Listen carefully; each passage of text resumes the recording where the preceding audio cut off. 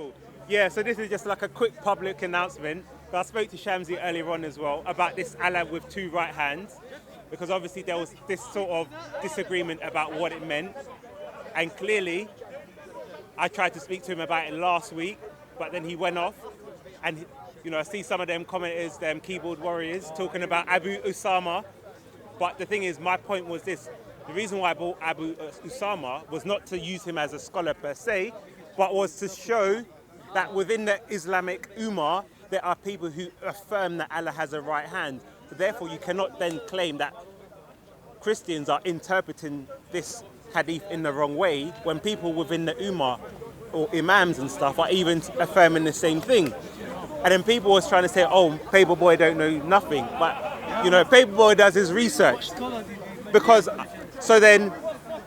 what we see, there's a scholar called Al-Balhaqi, and in his Asma wa Sifat, for example, he mentioned that in the narration where we see Allah saying he has where it said Allah has a left hand, he says the word in left hand is narrated alone by Umar bin Hamza from Salim, while the same hadith is narrated by Nafi and Ubaidah ibn Muqsim from Ibn Umar, and both of them did not mention the word left.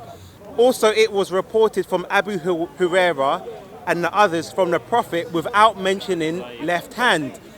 So he says the Sahih narration is the other hand without saying left hand. And then he says Allah's hands are both right. According to the Sahih hadith by Muslim that is discussed, that's the other one.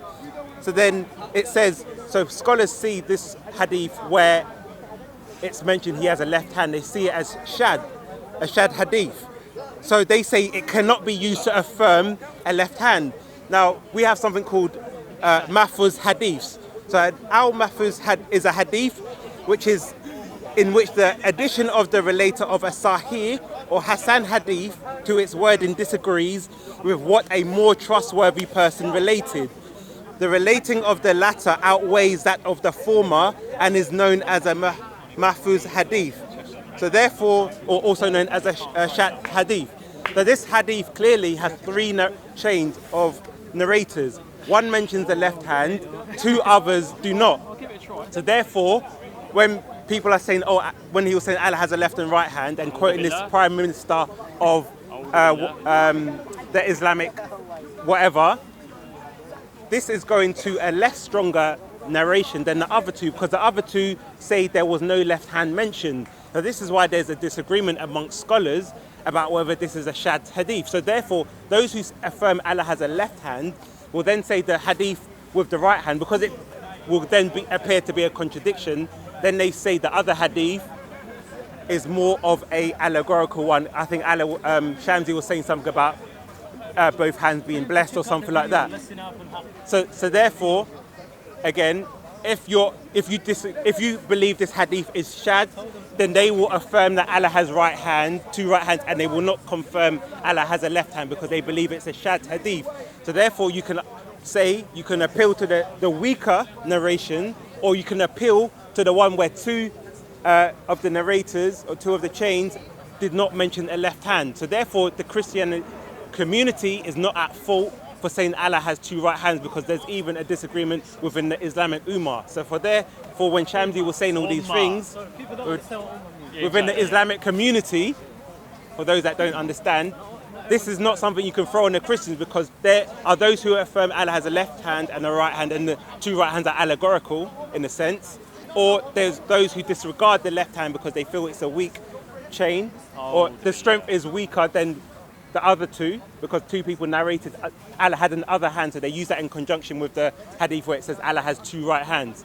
So therefore, if you do that, that's the two differences in opinion. So therefore, Shamsi was coming up with all these things saying, appealing to this Prime Minister. But therefore, I've gone to scholars, and people can look it up, because obviously people like Albani and whoever, they've all commented on it as well. And that's why when he tried to pull me up on it, I knew what hadith he was talking about. He tried to say, where's the hadith? I told him straight it's in Muslim, because I know about this discussion. You get me? So put some respect on the name. You get me? Say Ramadan Kareem. And yeah, we're all one. So Ramadan Kareem. Peace out. Hey, Allahu Akbar. Come take over everything from your Man, say it straight. Man, don't listen to BBC. Man, don't listen to ITV. You come across as if someone who's interested in truth. Let's pretend I'm sincere. What does that got to do with anything? It's got to do with everything. Okay, You come here, if it's I'm proof. sincere. I'm a hypocrite. Let's pretend. You're a munafik then? Yeah, You're a let's munafik. pretend- Let's pretend I'm a hypocrite. So that's called an ad hominem. So if let's pretend I'm a hypocrite, it doesn't mean if a hypocrite says 2 + 2 = 4, that means it's wrong. But it does put a huge question on everything that comes out of No, you and not your really, channel. because you could be a hypocrite truth teller. Is that wrong? Is that what you are? You're a hypocrite truth teller? Yeah, maybe I am. Listen,